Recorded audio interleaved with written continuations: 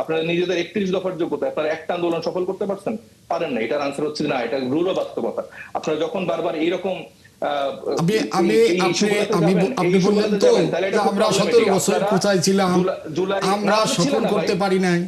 আমি আপনাকে একটু কাইন্ডলি বলি, আপনারা নানাভাবে এখন এই ব্যাখ্যাগুলো দেন যে প্রধানমন্ত্রী হেঁটে যাচ্ছে, এরকম তো শেখ হাসিনা অনেক কিছু করছে, এরকম স্ট্যান্ডবাজি শেখ হাসিনা করতো না? আপনার তারেক রহমান সাহেব তিনি 13 ঘন্টা 14 ঘন্টা অফিস করলো নাকি? কোন আপনি যে কার্ডের কথা বারবার বলেন, এই কার্ডের যে কথা বলেন, আমাকে এটা বলেন যে আপনার এই কার্ডের যে বাজেট সেই খাতে রিসেন্টলি পাবলিশ করলো। আপনাদের আহ্বায়ক এবং বিরোধী দলীয় চিফ হুইপ নাহিদ ইসলাম একটি কথা বলেছেন যে সংসদ অধিবেশনটি হয়ে গেল, প্রথম যে অধিবেশনটি হয়ে গেল সেটি ব্যর্থ হয়েছে। আপনাদের কাছে কেন মনে হচ্ছে সেটি ব্যর্থ হয়েছে? সেটি ব্যর্থ হয়েছে কারণ আমাদের যে প্রথম প্রায়োরিটি ছিল, যে অঙ্গীকারের জায়গাটা ছিল, যে বিষয়টা আসলে ওত নেওয়ার কথা ছিল, যে সংবিধান সংস্কার পরিষদের বিষয়ে ওত নেওয়ার কথা ছিল, সংস্কার নিয়ে আসলে আগানোর কথা ছিল, সেটা তো হয়নি। বরঞ্চ আমরা দেখেছি গুরুত্বপূর্ণ কিছু অধ্যাদেশও বাতিল হয়ে গেছে এবং নানা রকম ছলচাতুরির আশ্রয় আসলে সরকার নিয়েছে। এবং খুবই আনফরচুনেট যে আসলে এতদিন পরে এসেও আমরা মানে পার্লামেন্টে একটা বড় সময় আসলে আমরা দেখলাম যে ইতিহাস নিয়ে আসলে আমাদের ডিবেট করতে, মানে কে মুক্তিযুদ্ধের সপক্ষের অবস্থান ছিল, কে বিপক্ষে অবস্থান ছিল, কার কতটুকু ভূমিকা ছিল, জুলাই কার কতটুকু ভূমিকা ছিল। তো সংসদে যদি এখন বসে বসে আমরা ইতিহাসে কার কতটুকু অবদান, কে কোন অবস্থানে ছিল, এগুলো নিয়ে আসলে আমরা এই আলোচনাগুলা বা প্রথম অধিবেশনটা শেষ করি, তো সেটা তো আসলে খুব বেশি ফলপ্রসূ কিছু হয়নি। এবং যেটা আসলে ফার্স্ট প্রায়োরিটি ছিল, যে সংস্কারের জন্য আসলে এত কিছু করা, সেটাই তো আসলে ফাঁকিতে পড়ে গেল। তো সেখানে আসলে তো এটা আসলে নাহিদ ইসলাম যে কথাটি বলেছেন আমাদের আহ্বায়ক, এই পরিপ্রেক্ষিতে আসলে বলেছেন। আমিনুল ইসলাম খান, আপনার কাছে কি মনে হয় আসলে ব্যর্থ হয়েছে সরকার? কি ঠিকমতো পরিচালনা করতে পারেনি? তো আসলে উনি যে বলছেন কোন জিনিসটাকে উনি ব্যর্থ বলেছেন আমি সেটা বুঝতে পারছি না। আর আমি তো ব্যর্থতারও তেমন কিছু দেখছি না এখানে। উনি যেটা বললেন, একটি বিষয় বললেন যে মুক্তিযুদ্ধের বিষয়টা, আমি তো এই যে অধিবেশনটা চললো আমি ছিলাম সেই অধিবেশনে, এদের একটাই শুধু বক্তব্য দেখলাম যে জুলাই সনদ, জুলাই বিপ্লব, এই বিষয়। তা আপনি জুলাই আন্দোলন 36 দিনের আন্দোলন, আর মুক্তিযুদ্ধের যেটা হয়েছে সেটা কিন্তু 9 মাস যুদ্ধ হয়েছে, এবং এইটা কিন্তু শুরু হয়েছে অনেক আগে, আপনার 47-এর দেশ ভাগের পর থেকে। যে আপনার এই 36 দিনকে আপনি হাইলাইট করতে গিয়ে আপনি 9 বছরের 9 মাসের মুক্তিযুদ্ধকে আপনি হেয় করছেন। এবং এই 9 মাসে 30 লক্ষ বলেন আর 3 লক্ষ বলেন, আমাদের 30 লক্ষ লোক মানুষ শহীদ হয়েছে, 2 লক্ষ মা বোনতর ইজ্জত হারিয়েছে, অসংখ্য ঘরবাড়ি জ্বালিয়ে দিয়েছে। যে এই জুলাইয়ের কথা বলে সেইটাকে তো ঢেকে দেওয়া যাবে না। আমরা জুলাইকে অস্বীকার করছি না। মুক্তিযুদ্ধ যেমন আমাদের জীবনে অত্যন্ত গুরুত্বপূর্ণ, তেমনি 90ও আমাদের জন্য গুরুত্বপূর্ণ এবং জুলাইও আমাদের গুরুত্বপূর্ণ। তো সেই দিক থেকে যদি আমরা চিন্তা করি যে প্রত্যেকটা বিষয় নিয়ে আলোচনা হয়েছে, এবং এখানে উনি যে বললেন যে অনেকগুলি বিধান বা অনেকগুলি দফা এখনো বাস্তবায়ন হয়নি। আমার দল বা আমাদের প্রধানমন্ত্রী উনি কিন্তু বলেন নাই যে আমরা এটা বাস্তবায়ন করব না। উনি কিন্তু বলেছেন যে আমরা প্রত্যেকটা দফাই বাস্তবায়ন করব।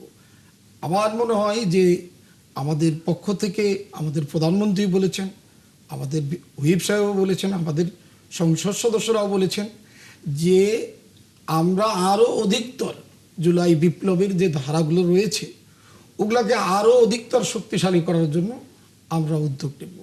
এবং এই দফাগুলো যেটা জুলাই বিপ্লব পাচ্ছে এটা কিন্তু খুব দ্রুত সময়ের মধ্যে অনেকটা করা হয়েছে। অনেকগুলো বিষয় কিন্তু জোরালোভাবে যুক্তিতর্ক দিয়ে আলোচনা করা হয় নাই, কিছু কিছু দফা চাপিয়ে দেওয়া হয়েছে। তা আমরা সেইগুলো আরও অধিকতর যাতে কার্যকর হয় সেই পদক্ষেপ ইনশাল্লাহ আমরা আমাদের সরকার বা আমাদের দল থেকে নিবে। জুলাই বিপ্লবটা তো আমরা অস্বীকার করছি না।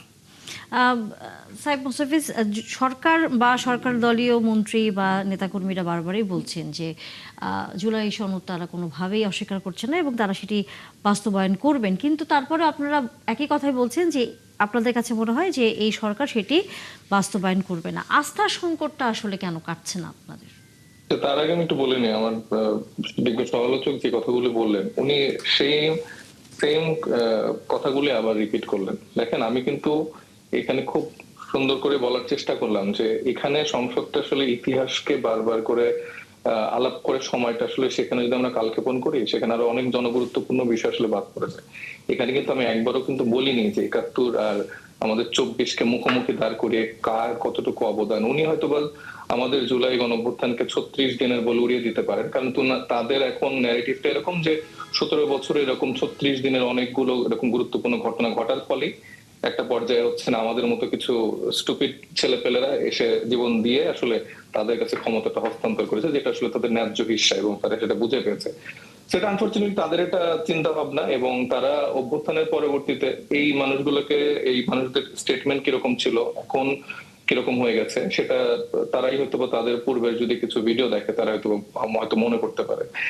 তো আমি সেই ডিবেটে যাচ্ছি না। এখানে মুক্তিযুদ্ধ, জুলাই কোনোটাকেই খাটো করে দেখানো হচ্ছে না, এবং অবশ্যই আমরা কিন্তু সবসময় বারবার বলে আসছি যে আমাদের মুক্তিযুদ্ধ হচ্ছে যে আমাদের সব থেকে ফার্স্ট প্রায়োরিটি। মুক্তিযুদ্ধ না হলে আমরা তো একটা স্বাধীন দেশই পেতাম না, সেখানে ২৪ বা এগুলো তো আরো পরের কথা।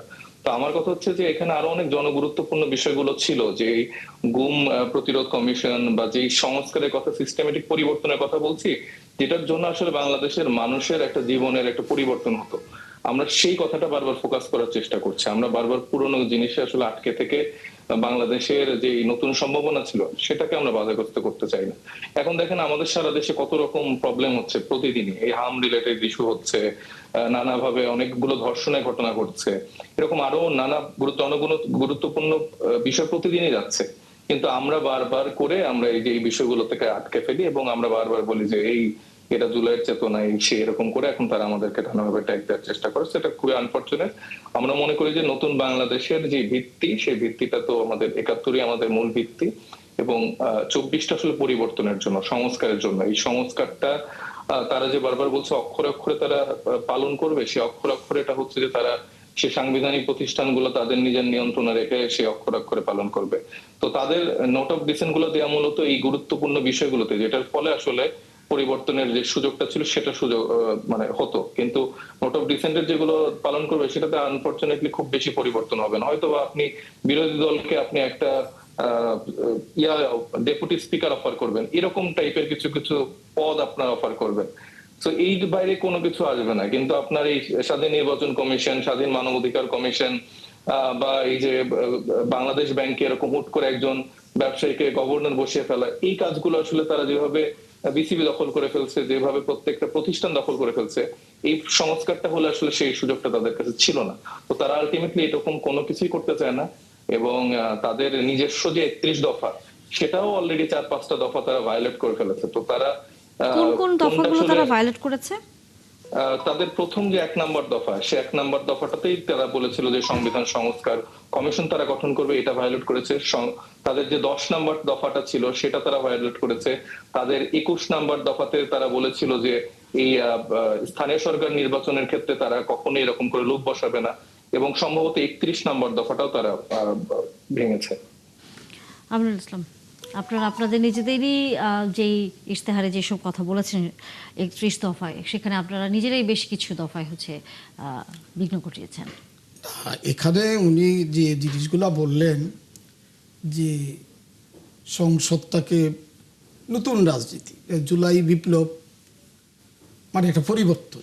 জুলাই বিপ্লব মানে আমরা মনে করি যে বাংলাদেশে বিগত সময়ে যে রাজনৈতিক কালচারটা ছিল সেটার পরিবর্তন, নতুন ধারার রাজনীতির পরিবেশ সৃষ্টি, এবং ফ্যাসিবাদ যেন আবার ফিরে না আসে সেটার বিরুদ্ধে একটা আইনি প্রক্রিয়া হোক, আর সামাজিক আন্দোলন হোক, রাজনৈতিক আন্দোলনের মাধ্যমে জুলাই বিপ্লবকে অর্থবহ করতে হবে। আপনি দেখেন জুলাই বিপ্লব বলতে যে শুধু আমরা ওই সংস্কারগুলো লিখে লিপিবদ্ধ করে একটা বইয়ের মতো আকারে সুন্দর করে বাধাই করে রাখলে কিন্তু জুলাই বিপ্লব হবে না। জুলাই বিপ্লব, আমরা জুলাই বিপ্লব মানে মনে করি নতুন রাজনীতি। দেখেন, রাজনীতির গুণগত পরিমাণ পরিবর্তন করা। ইতিমধ্যেই প্রধানমন্ত্রী কিন্তু তার কর্মকাণ্ডের মাধ্যমে এই রাজনীতির গুণগত মান পরিবর্তন করার চেষ্টা করছে। আমি আপনাকে একটা উদাহরণ দিতে পারি। যেমন বিগত প্রধানমন্ত্রী বলেছিলেন যে আমি ক্ষমতায় গেলে 10 টাকা সের চাল খাওয়াবো, ঘরে ঘরে চাকরি দেবো। উনি কিন্তু প্রধানমন্ত্রী হয়ে তিনি কিন্তু তার সেই ওয়াদা রক্ষা করেননি। কিন্তু আমাদের প্রধানমন্ত্রী উনি কিন্তু বলেছিলেন আমরা যদি নির্বাচিত হই তাহলে আমরা ফ্যামিলি কার্ড দেব, আমরা কৃষি কার্ড দিব, আমরা ইমাম মুয়াজ্জেমের ভাতা দেব, আমরা কৃষকদের 10,000 টাকা পর্যন্ত ঋণ মৌকুব করে দিব। আপনি দেখেন 2 বছরের মধ্যেই প্রধানমন্ত্রী কিন্তু তার কথাগুলো কাজ বাস্তবায়ন করেছে জনগণের সামনে। এটা কি আপনি পরিবর্তন দেখবেন না? নিশ্চয়ই এটাও একটা পরিবর্তন। আগে আরও দেখেন যে বিগত সময়ের প্রধানমন্ত্রী যখন রাস্তা দিয়ে বের হতো তখন কিন্তু জনগণ 2-3 ঘন্টা রাস্তায় দাঁড়িয়ে থাকতো তাকে প্রোটোকল দেওয়ার জন্য। সাধারণ জনগণ কিন্তু চলাচল করতে পারতো না। আপনি নিশ্চয়ই তখন রাস্তায় বের হয়েছেন। আর আমাদের প্রধানমন্ত্রী কোনো প্রোটোকল উনি নিচ্ছেন না, জনগণ কিন্তু এর জন্য কোনো ভোগান্তিতে পড়ছেন না। এই যে একটা পরিবর্তন, এটা কি পরিবর্তন না? শুধু জুলাই বিপ্লব করলে হবে না। আমি মনে করি বিএনপির নেতৃত্বেই জুলাই বিপ্লব হবে এবং আমাদের প্রধানমন্ত্রী ইতিমধ্যেই রাজনীতির গুণগত মান পরিবর্তন করার জন্য জুলাই বিপ্লবের লক্ষ্য থেকে নতুন রাজনৈতিক কালচার তৈরি করা। এই যে আমি 2টা উদাহরণ দিলাম, দেখো আরও উদাহরণ দিতে পারবো যেগুলি প্রধানমন্ত্রী নিজেই বাস্তবায়ন করছে। কিন্তু বিরোধী দল বারবার বলছে যে বিভিন্ন সাংগঠনিক যে প্রতিষ্ঠানগুলো রয়েছে সেটি সরকার নিজের মতো করে আসলে না, আপনি কোন জায়গায় বলেন নিজের? এই যে তাহলে আমি যদি বলি যে বিগত যে কেয়ারটেকার গভর্নমেন্টটা ছিলেন এই সবগুলো ইউনিভার্সিটির ভিসি প্রভিসি ওনাদের মতো করে নিয়োগ দিয়েছিলেন। সেই নিয়োগের প্রতিফলন কিন্তু কোনো 1-2টি দল পেয়েছে। আমরা তো তখন এটা নিয়ে প্রশ্ন তুলি নাই। এরকম নিয়োগই তো তখন আমি একটু বলতে চাই, জি আমি ভাইকে যেটা প্রশ্ন করতে চাই যে আমি ধরে নিলাম যে বিগত তত্ত্বাবধায়ক সরকারের সময় তারা বিভিন্নভাবে দলীয়করণ করেছে, কিন্তু সেই দলীয়করণ করা বা আওয়ামী লীগের দলীয়করণ করা এই ব্যাপারগুলোতে তো আপনারা সবসময় সোচ্চার ছিলেন, আপনারা সবসময় কথা বলেছেন যে আসলে এইভাবে প্রতিষ্ঠানগুলো দলীয়করণ করা বা এই যে সমস্যাগুলো যেগুলো হচ্ছে এটার বিরুদ্ধে আপনারা কখনোই এই দলীয়করণটা চান না। মানে এটা তো আমি আমি ভুল বলছি না ভাই? না, দলীয়করণ তো হচ্ছে না। আপনি বিগত সময়ে যাদের আপনারা বিগত সময় এরকম একটা পজিশন ছিল, তাহলে আপনি 2টা খারাপ ব্যাড এক্সাম্পল দেখায় বলতেছেন যে আপনারাও যেহেতু করছেন তাহলে আমরা কেন করব না? এটা কি তাহলে আপনারা নতুন পরিবর্তন দেখাচ্ছেন? সেইটা কিন্তু করছি না। আপনি মনে করেন দলীয়করণের কারণে অনেক যোগ্য শিক্ষক তারা কিন্তু বাদ পড়েছিলেন। এখন সেই মাপকাঠি যে আপনাদের দলীয়করণ দলীয় লোকজন বাদ পড়েছেন গভর্নমেন্টের সময় মাপকাঠিটা কিন্তু ছিল না। আমার দলের যারা যোগ্যতা থাকা অবস্থায় তারা বাদ পড়েছে, তাদেরকে 15 বছর অবমূল্যায়ন করা হয়েছে। প্রশ্নের উত্তর নিতেই পারি যেহেতু আমাদের সাথে আছেন। সেহেতু তাদের যে পাওনাটা সেইটাকে যদি আপনি পূরণ করেন, এটাকে আমি তো দলীয়করণ বলবো না। আমি মনে করবো তাদের অধিকারটাকে তাদেরকে ফিরে দেওয়া। বঞ্চিত নেতা এখন আপনি সেটাকে দলীয়করণ দৃষ্টিকোণ থেকে দেখলে চলবে না। যে শিক্ষকটার ভিসি হওয়ার কথা ছিল, প্রভিসি হওয়ার কথা ছিল, 16 বছর যে ক্যাম্পাসেই যেতে পারে না, এটাকে আপনি কিভাবে দেখবেন? আপনার কাছে যদি প্রশ্ন, যেহেতু বিগত সরকারের এই নিয়োগ নিয়েও প্রশ্ন করছে বর্তমান সরকারের প্রতিনিধি।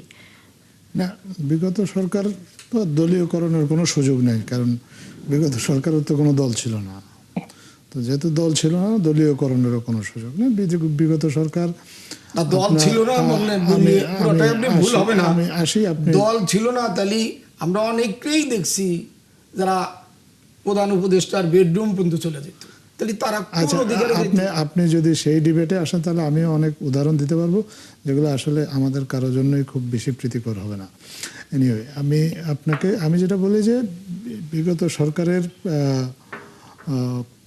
কোনো দল ছিল না, সো দলীয়করণের আলোচনা এখানে অর্থহীন। আপনার একটা পেশিবাদী শক্তি তার পতন হয়েছে। পতন হওয়ার পরে বাংলাদেশে বাকি যারা এখানে ছিল, যারা মুসলিম, যারা দীর্ঘদিন ভিকটিম হয়েছে, সবাই ভিকটিম হয়েছে। কেন শুধু কোনো একটা নির্দিষ্ট দল এককভাবে ভিকটিম হয় নাই। প্রত্যেকে নিজেদেরকে এম্পাওয়ার্ড ফিল করেছে ইন্টারিম গভর্নমেন্টের আমলে, এবং এম্পাওয়ার্ড ফিল করার কারণেই কিন্তু প্রত্যেকে ইন্টারিম গভর্নমেন্টের উপর নানাভাবে নানা ধরনের চাপ সৃষ্টি করার চেষ্টা করেছে। এটা যেমন এখন যারা সরকারি দলে আছেন তারাও নানাভাবে চাপ সৃষ্টি করেছেন, তারাও তাদের দলের লোকদেরকে দায়িত্বশীল পদে নিয়োগ দেওয়ার জন্য অনুরোধ করেছেন, তেমনি অন্যরাও করেছেন, এবং তাদের মধ্য থেকে সরকার যাকে যেখানে যোগ্য মনে করেছে সেখানে দিয়ে নিয়োগ দিয়েছে। কারণ ইন্টারিম গভর্নমেন্ট কাউকে কোনো দলীয় বিবেচনা থেকে দেয় না, যাকে যেখানে যোগ্য মনে করেছেন। আমরা মনে করি এখন যারা সরকারি দলে আছেন তাদের মধ্যে অনেক যোগ্য লোক আছেন, তাদেরকেও কাজ দেওয়া হয়েছে, দায়িত্ব দেওয়া হয়েছে। আবার এখন যারা বিরোধী দলে আছে তারাও যে সবাই অযোগ্য বিষয়টা এরকম না, তাদের মধ্যেও কেউ কেউ যোগ্য ছিলেন। সো আপনি ইন্টারিম গভর্নমেন্টের সময় নিয়োগকে তুলনায় এনে এখন আপনি বলেন যোগ্য, আমি 1 মিনিট আমাকে শেষ করে 1 সেকেন্ড আমি বলি। আপনি ঢাকা বিশ্ববিদ্যালয়ের ভিসি, ঢাকা বিশ্ববিদ্যালয়ের কি যোগ্য টিচারের অভাব ছিল যে চিটাগাং ইউনিভার্সিটি থেকে নিয়ে এসে দিতে হবে? না, ঢাকা ইউনিভার্সিটির ভিসি তো আমি জানি যে উনি ঢাকা বিশ্ববিদ্যালয়েরই শিক্ষক ছিলেন। সো যোগ্য, ওনাকে যোগ্য মনে করেছে এই জন্য দিচ্ছে। তাহলে আপনি যেটা বললেন যে দলীয়করণ করেন নাই, এখন অনেক লোক আছে তারা গুপ্ত,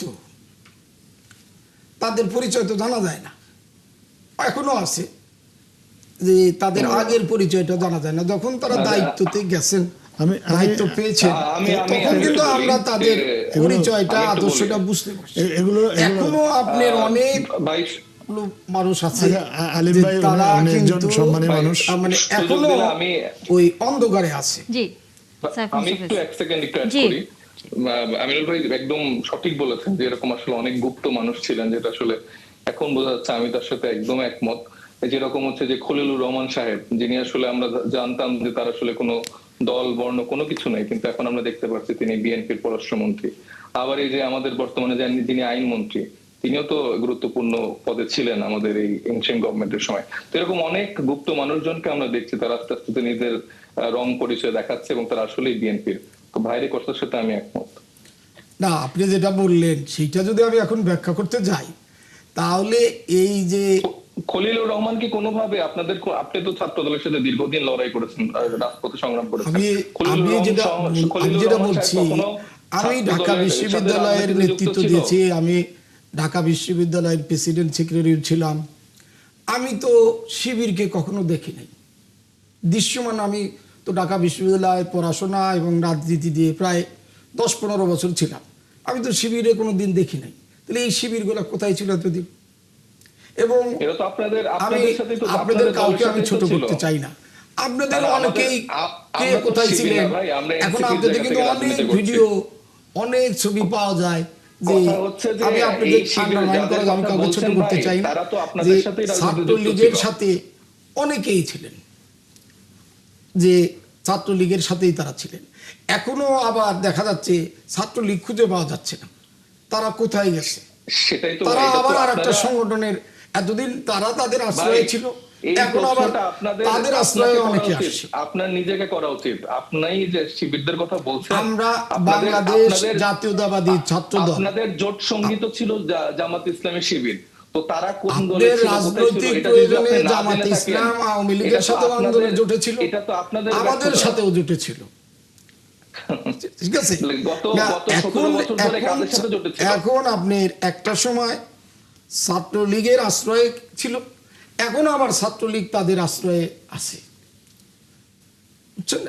আর বাংলাদেশ জাতীয়তাবাদী ছাত্র দল একদম প্রত্যেকটা মুহূর্তে, আপনি যদি 1982 সালের কথা বলেন, বাংলাদেশ জাতীয়তাবাদী ছাত্র দল কিন্তু তখন এরশাদের সবচেয়ে বেশি নির্যাতন করেছে বাংলাদেশ জাতীয়তাবাদী ছাত্র দলের উপর। আমরা তো নিজেদের আত্মপরিচয় বিকিয়ে দিয়ে কোনো সংগঠনের ছত্রছায়ায় রাজনীতি করিনি, আমরা জাতীয়তাবাদী ছাত্র দলের পতাকা নিয়েই আমরা রাজপথে ছিলাম। এবং প্রত্যেকটা সময়ে আমাদের এই যে 16 বছরের আন্দোলন সংগ্রামে আমরা তো কোনো সংগঠনের আশ্রয় নিই। কিন্তু আজকে দেখেন যে আজকে যারা বিভিন্ন সংগঠন, আমি নাম বলছি বিভিন্ন সংগঠনের ব্যানারে আজকে রাজনীতি করছেন, তারা এই বিগত এই জুলাই আন্দোলনের আগে তাদের কি রাজনৈতিক পরিচয় ছিল? অনেকেই ছাত্রলীগের নেতাকর্মী ছিলেন। এখনো আপনাদের অসংখ্য অনেকেরই ছবি ফেসবুকে দেওয়া যায় যে ছাত্রলীগের নেতাদের সাথে, বা শেখ মুজিবকে জাতির পিতা বলে অসংখ্য বক্তব্য তাদের রেকর্ড রয়েছে। কিন্তু বাংলাদেশ জাতীয়তাবাদী দল কখনো তাদের আত্মপরিচয় বিসর্জন দিয়ে রাজনীতি করে নাই। নির্যাতিত হয়েছে, নির্যাতন সহ্য করেছে, মারা গেছে, শহীদ হয়েছে, জেলখানায় থাকছে, কিন্তু নিজের পরিচয় কিন্তু বিকিয়ে দেয়নি। আর অন্যান্য সংগঠনে দেখেন যে তারা কি করছে। আচ্ছা, আমি একটু বলি। জি, আলোচনা হচ্ছিল যে প্রতিষ্ঠানগুলো দখলীকরণ, গুপ্ত রাজনীতির সাথে, মানে কারা আসলে গুপ্তভাবে আসলে সরকারে আছে সেই বিষয় নিয়ে উনি চলে গেলেন ডিরেক্ট ছাত্র শিবির বা এই বিষয়গুলোতে নিয়ে। এখন দেখেন বিগত 17 বছর ধরে বাংলাদেশ জামাত ইসলামী, ছাত্র শিবির যেটাই বলি না কেন, তারা কিন্তু বিএনপির সাথেই আন্দোলনে ছিল, তাদের সাথেই একসাথে একজোটে ছিল। তো তাদের জোটের শরিকরা কোন দলের সাথে রাজনীতি করছে, কেন করতে পারেনি সেটা উনি জানেন না। ওনাদেরকে আমরা ঢাকা বিশ্ববিদ্যালয়ে সেরকম করে কখনোই কোনো, এই 17 বছরে আমাদের বিশ্ববিদ্যালয় জীবনে তো আমরা তাদেরকে কোথাও দেখিও নেই। তো তারা এখন এরকম অনেক বড় বড় কথা বলতে পারে। আমাদের কখনো সাংগঠনিক ভাবে এনসিপি কোনোদিন কোনো রাজনৈতিক দল ছিল না। তাদের ব্যর্থতার জন্য, তাদের এই যে তারা যে দীর্ঘ 17 বছর ধরে ঈদের পরে তারা আন্দোলন করবে, এই নির্বাচনের পরে এটা করবে ওইটা করবে, তারা কখনো করতে পারে নাই দেখেই এই সাধারণ ছাত্ররা বলেন, বিভিন্ন রাজনৈতিক দলে যারা শুনেন, ছিলেন, আমি আপনাকে একটু বলি। আমি কথা এই শেষ যে করে নিই। না, এই- এক মিনিট বলি। হ্যাঁ, বলবে, বলে, শেষ আপনি করে, শেষ আপনি করে। আমার পরে বলেন, হ্যাঁ? আচ্ছা ঠিক আছে। আমি এটা শেষ করে নেই। আপনি যে এরকম একটা ট্যাগ দিয়ে ফেলেন এবং আপনি যে জুলাইকে এরকম করে বারবার ছোট করে বলতেছেন, এই রাইটটা আপনি এরকম রাখেন না। কারণ আপনাদের এইরকম কথাবার্তাগুলো খুবই প্রবলেমেটিক। এই যে এতগুলো মানুষ শহীদ হলো, এই মানুষগুলো তো, যে মানুষগুলোর কথা আপনি বলছেন, ধরেন সার্জিসের কথা বলছেন বা যাদের কথা বলছেন, তারা নিজেদের সেই ছাত্রলীগের পরিচয় ছেড়ে দিয়ে জুলাই গণঅভ্যুত্থানে রাজপথে নেমে আন্দোলন করেছে। তো আপনারা যদি বারবার এরকম করে কথাবার্তা বলেন, আপনারা কোথায় ছিলেন? আপনারা 17 বছর ধরে তো আপনারা ক্যাম্পাসের মধ্যে কোনো রাজনীতি করেনি। আমি তো নিজে স্টুডেন্ট ছিলাম। আমাদের প্রত্যেকটা সহযোদ্ধারা আপনাদের ছাত্র দলে কোথায় কোন প্রোগ্রাম করেছে? আপনারা তো কোনো জায়গায় বাধা কোথাও প্রদান করতে পারেননি। আপনারা 17 বছর ধরে ঈদের পরে আপনারা রাজনীতি এই সংগ্রাম করবেন, আন্দোলন করবেন। এইবারও তো 24-এর সময় এই দেখতে পারলাম যে আপনারা ইউএস এর স্যাংশন অমুক তমুকের উপর নির্ভর করছেন। কই আপনারা নিজেদের যোগ্যতায়, আপনারা নিজেদের 31 দফার যোগ্যতায় আপনারা একটা আন্দোলন সফল করতে পারছেন? পারেন না। এটার আনসার হচ্ছে না, এটা রুলও বাস্তবতা। আপনারা যখন বারবার এইরকম আপনি বললেন তো আমরা 17 বছর কোথায় ছিলাম, আমরা সফল করতে পারি নাই। আমি আপনাকে একটু কাইন্ডলি বলি। না, আপনারা শেষ করে সময় পাবে। আপনারা পারেন না। আপনারা যদি বলেন, আপনি তো তাহলে আমাকে রেজাল্ট দেখান। আপনি 36 দিন আপনি এখানে তাহলে নাহিদ ইসলাম সেই জায়গায় তো আপনার তারেক রহমান সাহেবের থাকার কথা ছিল, মির্জা ফখরুল ইসলাম আলমগীর সাহেবের কথা ছিল, আপনাদের থাকার কথা ছিল। আপনারা কই ছিলেন? তাহলে এই ছেলেগুলো কেন মরলো? আবু সাইদ কেন মরলো? আপনাদের কোন মানুষজন, আপনারা যারা সেন্ট্রালের পলিটিক্স করছেন, যারা আপনাদের মেইন রাজনীতি করছেন, তারা বিভিন্ন মানুষ বিভিন্ন বিদেশে ছিলেন, তারা সবাই এতদিন সেফলি ছিলেন। প্রত্যেকের সন্তান আপনি দেখবেন যে বিদেশে লেখাপড়া করে। কয়জনের সন্তান এই রাজপথে মারা গেছেন? আপনি এখন হিসাব দিবেন যে আমার তো এত হাজার কর্মী মারা গেছে, বা এই কর্মীরা সারাদিন মারাই যায়। এদের হচ্ছে যে আসলে কোনো ওই পরিচয় লাগে না, দলীয় পরিচয় লাগে না। এরা রাজপথে নামছে বাংলাদেশের মানুষের এই পরিবর্তনের জন্য, যে পরিবর্তনের ভাগ্যের চাকাটা আপনারা রাজনীতিবিদরা কখনো করতে পারেননি। এই জন্য রাজপথে নেমে আমাদের বাধ্য হইতে হচ্ছে এখন নতুন একটা রাজনৈতিক দল করার জন্য। এবং এই ব্যর্থতার দায়গুলো আমাদের উপর আসে যখন আমরা দেখি যে আপনাদের 17 বছর পরে এই সুযোগটা পেয়েও আপনারা সংস্কারকে একদম তুলোধুনো করে ফেলছেন। আপনারা কোনো পরিবর্তন চান না। আপনারা আগের কায়দায়, হাসিনার কায়দায় আপনারা হচ্ছে যে এই পুরো সিস্টেমেটিক পরিবর্তন না করে আপনারা ক্ষমতাটা এনজয় করতে চান। এবং আপনারা নানাভাবে এখন এই ব্যাখ্যাগুলো দেন যে প্রধানমন্ত্রী হেঁটে যাচ্ছে, এরকম তো শেখ হাসিনা অনেক কিছু করছে। এরকম স্টানবাজি শেখ হাসিনা করতো না? আপনার তারেক রহমান সাহেব তিনি 13 ঘন্টা 14 ঘন্টা অফিস করলো নাকি? কোন আপনি যে কার্ডের কথা বারবার বলেন, এই কার্ডের যে কথা বলেন, আমাকে এটা বলেন যে আপনার এই কার্ডের যে বাজেট, সেই খাতে রিসেন্টলি পাবলিশ করলো, এবং যে খাত থেকে তারা দিবে, এই খাতে তো অলরেডি এই টাকাগুলো কোনো না কোনো খাতে ব্যয় হচ্ছিল। এখন আপনি নতুন করে যখন এই বিভিন্ন কার্ডের পলিসি দেখবেন, আজকে আমি দেখলাম যে সিটি কর্পোরেশনে কোন মেয়র জানি আবার কার্ড ঘোষণা করছে, আর একদিন বলতেছে যে এলপিজি কার্ড ব্যবহার করা হবে। আপনি হচ্ছে যে 1300 টাকার গ্যাসের সিলিন্ডারের এলপিজি কার্ড বানালেন হচ্ছে 1800 টাকা, তারপর বাজারে সেটা বিক্রি হচ্ছে 2200 টাকায়। তখন তারেক রহমান সাহেব বলছে আপনাদের এলপিজি কার্ড দেওয়া হবে, সেই এলপিজি কার্ড হয়তো তার 300 টাকা সাশ্রয় হবে। তো এই যে মানুষকে একটা বোকা বানানোর টেন্ডেন্সি, আপনার কি মনে হয় যে এই নতুন জেনারেশন এরকম করে বোকা বনবে? আপনারা মানুষজনকে বোকা বানাচ্ছেন। আমি প্রথমে আমি যেটা বলবো, অনেকগুলো কথা বলেছেন, আমাকে তো দিতে হবে যে আমরা 17 বছর পারিনি। এই যে বিল্ডিংটা প্রতিষ্ঠা হয়েছে, এইটা প্রতিষ্ঠা করার জন্য কিন্তু, এই বিল্ডিংটা স্থাপন করার জন্য কিন্তু মাটির নিচে ভিত্তি স্থাপন করা হয়েছে। ইট, কুয়া, রড, সিমেন্ট দিয়ে মাটির নিচে একটা অংশ আছে, যার উপর দাঁড়িয়ে এই বিল্ডিংটা তৈরি হয়েছে। আমরা 17 বছর আন্দোলন সংগ্রাম করে ভিত্তিটা তৈরি করছি, ওনারা আমাদের সেই আন্দোলনের সাথে শরিক হয়েছে। আমরা কিছুই না করলে আমাদের মির্জা ফখরুল ইসলাম আলমগীরের নামে 400-র উপরে মামলা, আমার নিজের নামেও 100-র উপরে মামলা, আমাদের অসংখ্য নেতাকর্মী শহীদ হয়েছে, আমাদের নামে 60 লক্ষ নেতাকর্মীর মামলা। তা আমরা যদি কিছুই নাই করি তাহলে আমাদের বিরুদ্ধে আন্দোলন হলো, আমাদের নামে মামলা হলো কেন? আমাদের নেতৃবৃন্দ গুম হলো কেন? আমাদের হাজার হাজার লক্ষ লক্ষ নেতাকর্মী জেলে ছিল, আমরা আন্দোলনই করি নাই। আপনাদের ভাষায় আমরা যদি আন্দোলন না করে থাকি তাহলে মামলা কেন দিছে?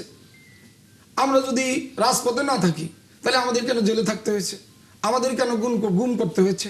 আপনি বলেন তো, আপনারা যারা আজকে এই জুলাই 5 তারিখের পরে এসেছেন, আপনার নামে কয়টা মামলা ছিল? আপনি কয় তারিখ থেকে আন্দোলন করছেন? আপনার নামে কয়টা মামলা ছিল? এই বিগত সরকারের একমাত্র লক্ষ্যই ছিল বিএনপিকে দমন করা। আর একটা সংগঠন যারা ছিল তারা তো আন্ডারগ্রাউন্ডে ছিল, তারা ঢাকা বিশ্ববিদ্যালয়ে থাকছে, আমাদের একজন নেতাকর্মী ঢাকা বিশ্ববিদ্যালয়ে যাইতে পারেনি। আপনারা এই যে আপনারা আজকে বিভাজনের যেটা করতেছেন, আপনারা নিজেরা ক্রেডিট নিতে চাচ্ছেন যে আপনাদের কারণে এই জুলাই বিপ্লব সংগঠিত হয়েছে, সব ক্রেডিট আপনাদের, আমরা কেউ কিছু করিনি। তাহলে আমরা এই 17 বছর কেন মামলা করেছি? আমার নেত্রী জেল খাটছে, আমার নেতা দেশে আসতে পারে নাই। মির্জা ফখরুল ইসলাম আলমগীর 7 বারের মতো, একজন বৃদ্ধ মানুষ 7 বারের মতো জেলে গেছে। আমাদের কোন নেতাটার নামে মামলা নাই, জেলে যায় নাই, বাড়িঘর থেকে পালিয়ে থাকে নাই? আপনারা সেটা অস্বীকার করতে চান। আপনারা এই আগস্ট আর বিপ্লবের মধ্যে দিয়ে আপনারা মনে করছেন সব করছেন। আপনি বলেন যে আপনার নামে কয়টা মামলা আছে, বা আপনি করে যে নাহিদ ইসলাম সহ আপনি করে যে নেতৃবৃন্দ আছে, কয়জনের নামে কয়টা মামলা আছে? তারপরে আপনারা আসছিলেন, শুরু করছিলেন কি বৈষম্য বিরোধী কোটা আন্দোলন। আপনারা কি শেখ হাসিনার পতন আন্দোলন শুরু করছিলেন? বলেন। আমরা সেই প্রথম থেকেই এই 17 বছর আমরা শেখ হাসিনার বিরুদ্ধে আন্দোলন শুরু করছি।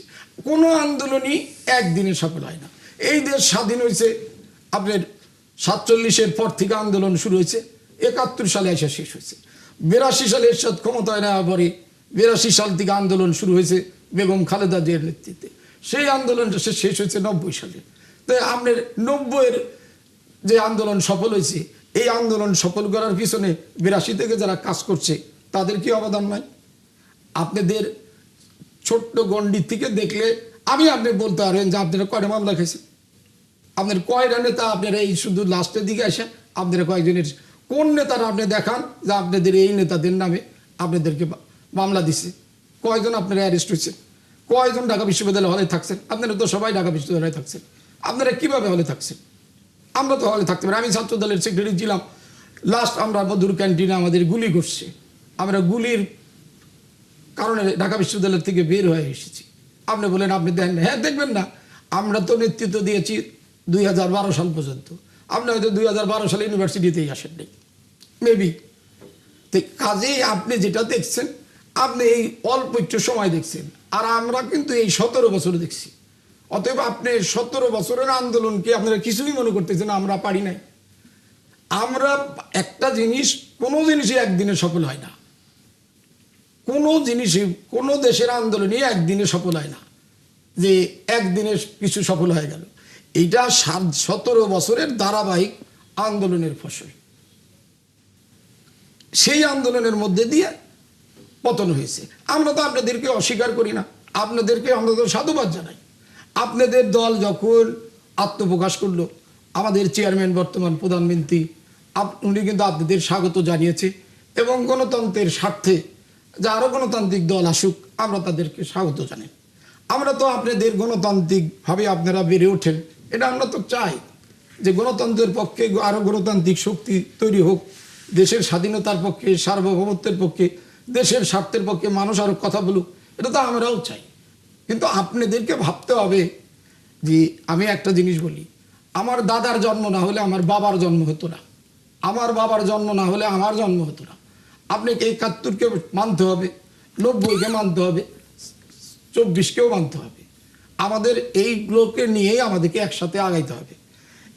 বিগত আওয়ামী লীগ সরকার 71 নিয়ে ব্যস্ত ছিল, আর আপনারা আজকে জুলাই নিয়ে ব্যস্ত হয়ে পড়ছেন। এটা না 71, 90 এবং জুলাই, এটা আমাদের জাতীয় জীবনের সব একটা গুরুত্বপূর্ণ দিন।